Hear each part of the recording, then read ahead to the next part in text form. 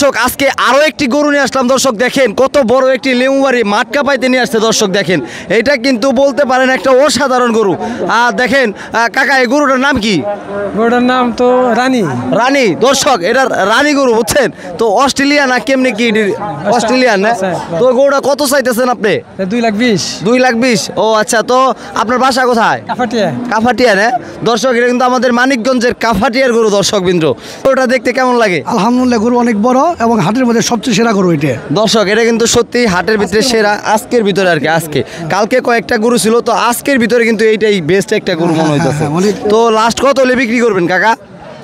এটা কাস্টমার ভাব বুঝে, মানে দাম টাম কইছে নি কেউ? 2 হলে বেচবেন।